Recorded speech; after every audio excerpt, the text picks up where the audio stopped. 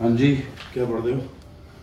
Yeah, just reading about breast cancer cases in India and how unaware we all are about its commonality. जब मम्मा को भी detect हुआ था तो उस टाइम पे भी हमें कोई नॉलेज ही नहीं थी इसके बारे में. I want to do something to gain knowledge about it because prevention is always better than cure. So I think हमें एक प्रोफेशनल को विजिट करना चाहिए to get a better understanding of breast cancer और ये कैसे प्रिवेंट और detect हो सकता है at an early stage. Yes, I agree, Simar, and we should definitely talk to a professional. I'm so proud of you for taking this step. So Rahul, मैं पढ़ रही थी और मैं देख रही थी कि लोग ना अपने टेस्ट ही नहीं कराते हैं, जिसकी वजह से क्या होता है कि ब्रेस्ट कैंसर जो है वो बहुत ही लेटर स्टेज पर डिटेक्ट होता है So is it because of lack of awareness that women have? I think या इट इज पॉसिबल. चलो राहुल, देखते हैं कोई अच्छा ऑन्कोलॉजिस्ट हो जिसके पास अच्छा इयर्स ऑफ एक्सपीरियंस हो. अच्छी लग रही है यार इस हॉस्पिटल की ऑन्कोलॉजी डिपार्टमेंट की जो टीम है ना. कॉल कर लो इनको बुक करने के लिए. अरे कॉल करने की कोई ज़रूरत ही नहीं है because we can book it here on the website. सही चीज़ है यार ये, मतलब इतनी क्विक और इतना इजी है ना इसको बुक करना. I am quite impressed.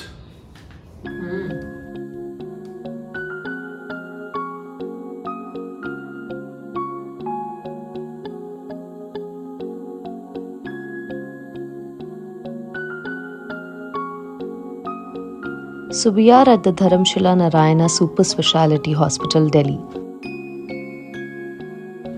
This hospital's oncology department is known to have high-end technological infrastructure and an expert team of medical and surgical oncologists. I have also heard they keep their patients as their topmost priority.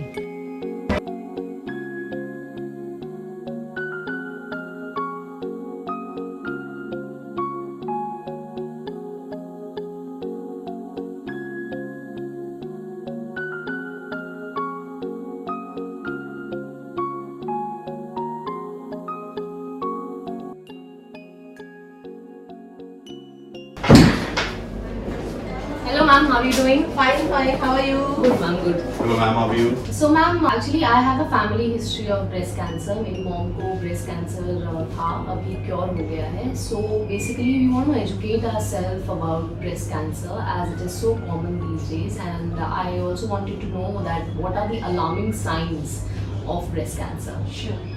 अगर कोई patient है या किसी को लग रहा है तो सबसे बड़ा सिम्टम क्या है? Painless lump. आपकी ब्रेस्ट में आपको गांठ लगती है. कोई भी महिला जो 50 वर्ष से ऊपर है, अब तो क्या हुआ, ये जो ब्रेस्ट कैंसर है यंग एज में भी होने लगा है.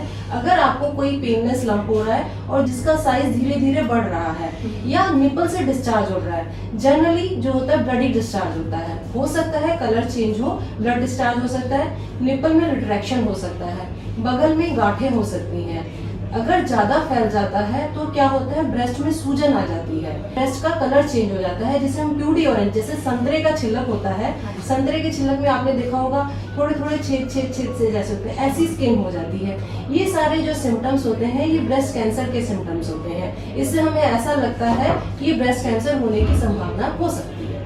Okay ma'am, so thank you so much for all this information. But ma'am, क्या क्या प्रिकॉशंस ऐसे हैं जो कि एक लेडी को लेना चाहिए to prevent breast cancer? Breast cancer के कुछ रिस्क फैक्टर्स होते हैं. ब्रेस्ट कैंसर जो है, जैसे जिनकी अर्ली मेनार्की होती है, यानी माहवारी जिनको पहले जल्दी स्टार्ट हो जाती है, या जिनकी जो माहवारी जो बंद होती है वो लेट एज में होती है, या जिनमें हार्मोनल डिसबैलेंस होता है, या जिनके बच्चे कम होते हैं, या जो दूध नहीं पिलाती हैं, या ओबेसिटी, ये जो सब है ये रिस्क फैक्टर है ब्रेस्ट कैंसर के लिए. तो इसमें से हम एज नहीं चेंज कर सकते, जेंडर नहीं चेंज कर सकते. हम ओबेसिटी को, अपने एनवायरनमेंट को चेंज कर सकते हैं ताकि हम जो अपना खाना पीना है, जो हम अपना जो फूडिंग हैबिट है, ऑर्गेनिक फूड ज़्यादा खाएं, वेजिटेबल्स ज़्यादा खाएं, अपनी ओबेसिटी को कम करें, ये सब हम चेंज कर सकते हैं. और हम प्रिकॉशन ले सकते हैं कि ताकि हम ब्रेस्ट कैंसर को पहले ही हम अपना डिटेक्ट कर सकें by the screening methods. Okay ma'am. तो मैम मेरा एक क्वेश्चन था कि how often should a woman get a breast screening done? Yes, जो ब्रेस्ट कैंसर की जो स्क्रीनिंग है वो हम मैमोग्राफी के द्वारा करते हैं. ये एक तरह का एक्सरे है जो हम ब्रेस्ट के लिए करते हैं. ये अधिकतर जो महिलाएं होती हैं, जो 45 साल से ऊपर की महिलाएं होती हैं, उनको करवाना चाहिए और हर साल करवाना चाहिए. 45 साल से लेकर 74 साल तक की महिलाओं को हर साल कराना चाहिए. अगर आपका ये जो ब्रेस्ट कैंसर की महिलाएं होती है उनका नॉर्मल आ रहा है, और उसके बाद अगर आपका पिछले 5 सालों से जो 60 साल से ऊपर की 69 इयर्स की जो महिला है उनका ये नॉर्मल है, तो उसके बाद वो उसके अपनी मैमोग्राम कराना बंद कर सकती है। नहीं तो अन्यथा जितनी भी फीमेल्स हैं उन सबको रेगुलरली अपना ये चेकअप कराना चाहिए। इससे क्या होता है, हम अर्ली डिटेक्ट कर पाते हैं। अगर हम अर्ली डिटेक्ट करते हैं तो इसका क्योर है। Breast cancer is a curable disease. So basically 45 से 69 करानी जरूरी है और 45 से हर साल के बाद एक बार ये चेक कराना चाहिए। और जो यंग महिलाएं हैं जो 45 से कम है और उनको लग रहा है कि उनको पेनलेस लंप है, तो उनको मैमोग्राम की जगह उन्हें अल्ट्रासाउंड कराना चाहिए, क्योंकि जो ज्यादा डेंस ब्रेस्ट होती है वो अल्ट्रासाउंड में ज्यादा अच्छा पता चल जाती है। जैसे आपने बताया कि आपकी मदर को फैमिली हिस्ट्री है, जिन फीमेल की फैमिली हिस्ट्री होती है या उनकी मदर को, मौसी को, नानी को ब्रेस्ट कैंसर होता है, उनके लिए हम क्या कहते हैं, उनको स्क्रीनिंग प्रोग्राम वैसे करना चाहिए। जैसे मान लीजिए आपकी मॉम को 55 की एज में ब्रेस्ट कैंसर हुआ था, तो उससे 10 ईयर प्रायर से, यानी कि आपको 45 ईयर्स में, अगर आपकी मदर को 45 पे हुआ तो उससे 10 ईयर प्रायर आपको 35 की एज से अपना मैमोग्राम कराना चाहिए। और इन केस आप ज्यादा हाई रिस्क पे हैं तो हम उनको MRI ब्रेस्ट कराने की सलाह देते हैं। सो मैम, अभी जैसे कि ये है फैमिली हिस्ट्री है, और आई थिंक आजकल इतना ज़्यादा कॉमन हो चुका है ब्रेस्ट कैंसर, या कैंसर ओवरऑल अगर हम देखें बहुत ही कॉमन हो चुका है। So what should be the self examine techniques that one should use it in their daily lives? Yes, जितनी भी फीमेल्स हैं जो 20 ईयर से अबव की हैं, हम उनको कहते हैं कि आप हर महीने अपना सेल्फ एग्जामिनेशन करो। You can fix a date, जैसे आप अपने पीरियड्स के टाइम अपना ब्रेस्ट एग्जामिनेशन कर सकते हो, बेडिंग के टाइम अपना ब्रेस्ट एग्जामिनेशन कर सकते हो। ब्रेस्ट एग्जामिनेशन की कुछ टेक्निक्स हैं। इसमें क्या होता है कि आप अपनी ब्रेस्ट को एग्जामिन कीजिए, दिस पल्प या अपनी फिंगर के पल्प से क्लॉकवाइज पोजीशन में आप उसको ऐसे ऐसे करके प्रेस करेंगे, क्लॉकवाइज पोजीशन में, फिर एंटी क्लॉकवाइज पोजीशन में। मिरर में आप अपने आप को देखेंगे, अपनी दोनों ब्रेस्ट की पोजीशन को, कि दोनों की पोजीशन सेम लग रही है कि नहीं लग रही है। आपको कुछ ऐसा तो नहीं लग रहा कि कुछ एक ब्रेस्ट की पोजीशन और दूसरी ब्रेस्ट की पोजीशन में निपल के जो वो है उनकी पोजीशन में कुछ डिफरेंस है कि नहीं है। फिर उसके बाद आप अपने दोनों हाथ अपने ब्रेस्ट यहाँ पर कमर पर रख के दोनों अपनी ब्रेस्ट को एग्जामिन कीजिए, और अपनी गांठों को भी देख सकते हैं आप अपने बगल में, उसमें आप पैल्पेट कर सकते हैं, आपको कोई गांठ महसूस तो नहीं हो रही है। ऐसे करके हम एग्जामिनेशन हमें मंथली करना चाहिए अपनी ब्रेस्ट का। अगर आपको कोई लंप लगता है, जो आपको ऐसा लगता है, जरूरी नहीं है जो भी लंप हो वो सारे कैंसर हो, कुछ बिनाइन भी होते हैं, अगर ऐसा लगता है तो फिर फिजिशियन के पास जरूर जाना चाहिए। So, मेरा क्वेश्चन था, which age group is more prone to breast cancer? Generally breast cancer जो है ओल्डर एज फीमेल्स में होता है। 50 से अबव जितनी फीमेल्स होती हैं उनके लिए ज्यादा रिस्क होता है, लेकिन आजकल देखा जा रहा है कुछ यंग फीमेल्स है उनमें भी हो रहा है, इसलिए प्रिकॉशन या सेंसिटिव सबको रहना चाहिए, लेकिन ये ओल्डर एज की डिजीज है। तो ऐसा कोई एज ग्रुप नहीं है, बट ये सेल्फ टेक्निक्स करते रहना चाहिए, एग्जामिनिंग टेक्निक्स। अगर आपको लगता है कुछ गलत है तो विजिट करिए, नहीं तो 45 के बाद तो हर साल मैमोग्राम कराना ही कराना है।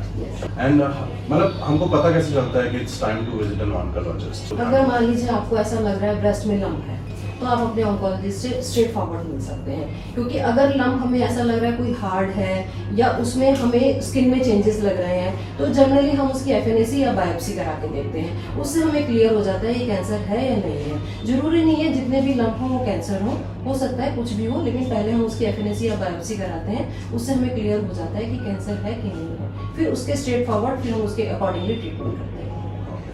So thank you so much ma'am, बहुत ही इंसाइटफुल था ये पूरा ओवरऑल एक्सपीरियंस हमारा। हम यहाँ पे आए हैं बिकॉज फैमिली हिस्ट्री है, और एक टेंशन हमेशा रहती है कि ऐसा कुछ हो ना जाए आपके साथ, आप हमेशा टेंस रहते हो। तो बट लेकिन आपने जो भी एजुकेट किया है हमें regarding breast cancer, it is very very informative, और thank you so much. It was really really nice meeting you.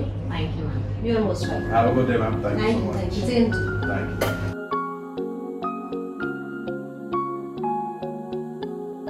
So this appointment was so insightful and the doctor answered all our questions in detail.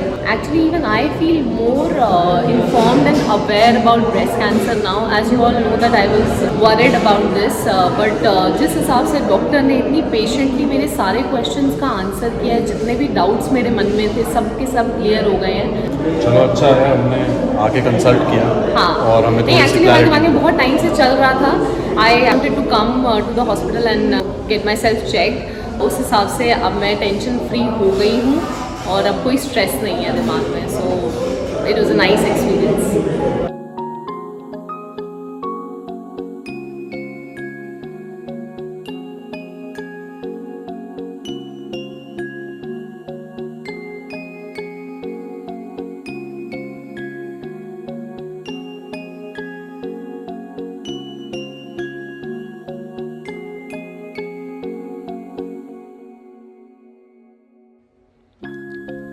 So this hospital is very well built और जो वहाँ का staff है वो बहुत ही friendly और welcoming है।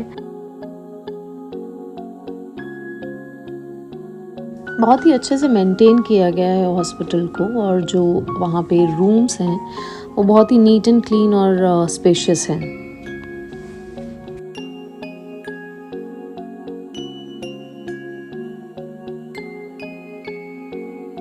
सो हम लोग चाहते हैं कि आप अपनी सेहत का ध्यान रखें और इन्फॉर्म्ड रहें about diseases like cancer, because अगर आप लोग इन्फॉर्म्ड होंगे, आप लोग वेल एजुकेटेड होंगे, तभी आप किसी को, अपने फ्रेंड्स को, फैमिली को गाइड कर सकोगे और बेटर गाइड कर सकोगे।